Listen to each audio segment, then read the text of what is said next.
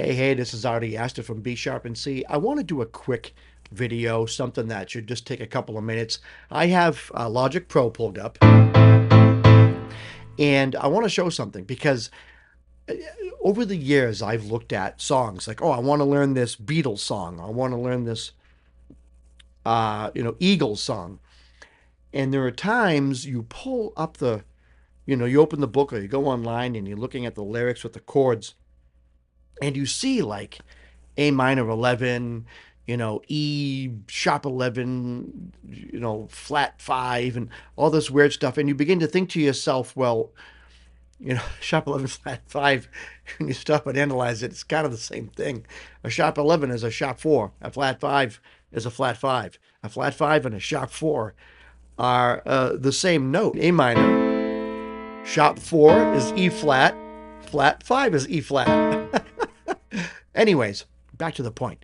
You look at the chords and you get confused. Well, let me pull up an instance of Logic that I have here, and I'll just show you something. Okay, look up at this part here, especially this part right here. Okay, it gives you the chord. See how it changes? A minor, D minor, E major, A minor. But now when a piano player or guitar player is playing music and they're just singing over it, sometimes they don't want to just be like da da da da da da da da da da. A lot of times they embellish, and when you embellish, they sometimes hit other notes that are not necessarily part of the triad. And if you have a program or if you have a book that's published and they take into consideration every note that's played with that triad in the measure, you're going to get a lot of stuff like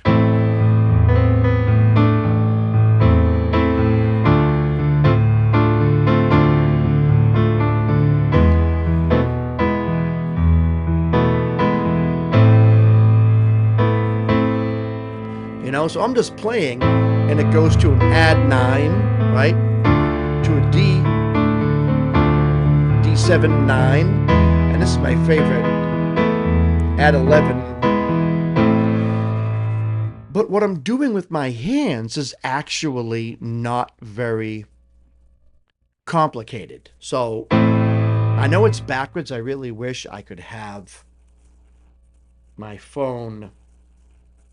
There's a way for me to remotely use my phone camera. This is super strange. It's still backwards. How does this work?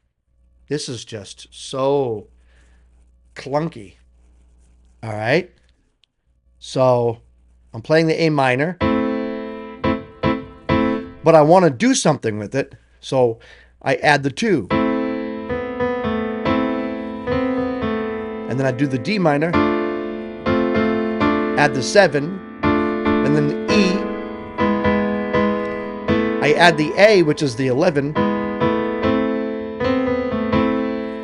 Right? I really can't do much. My God, that is so weird. How does that up? Now it's froze. Okay, that was fun. I don't know if what I just did helped. All right. So now look at the chords up top while I play. So this is a regular A minor, right? But if I want to add something, I do.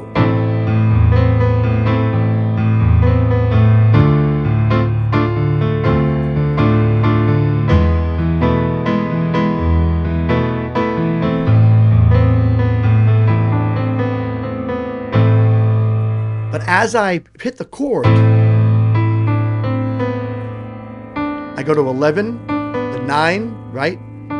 So it adds the chord. But all I'm doing is going down. It's A minor right now, but it will be a 9-11. You see how it adds the 11 and it adds the 9? And I had to make this video because, hold on a second. Let me see if I can figure this out. I had to make this video because if you're trying to figure out a song, a lot of people will say, well, let's go straight for the crazy chords. Oh, that's an add 9-11 and that's nonsense. But I always start off with one thing. bass note, and I match the bass. And when I think I match the bass, then I say, okay, that's an A. Let me play the A minor. And if it fits, then I know the chord is an A minor. And then I just use my logic. What are they adding? You pull up your middle finger and put down your index finger. That's an add 9. Oh, actually, it says A sus2, and that's right. It's not an add 9 because I took away the 3. So if I lift my middle finger and put down my index finger, it's an A sus2. But what's weird is if my foot is on the pedal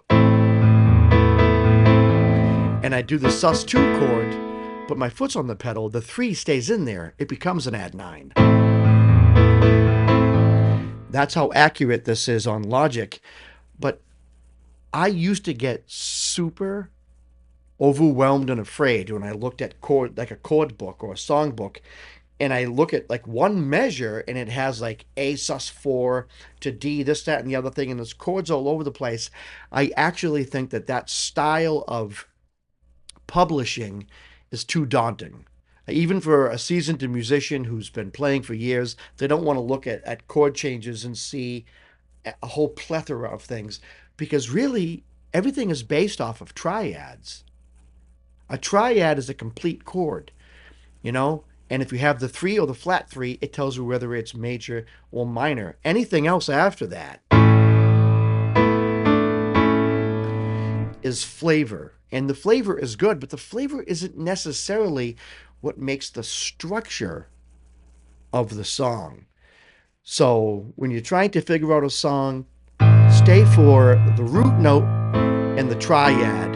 And then once you have the root note and the triad down, then if you want to try to add in the flavor that the artist adds in, go ahead, but you don't always need to. Not every song has to be copied exactly as it was made in the studio. Anyways, this is Ari Aster from B Sharp and C, saying until next time, keep it groovy.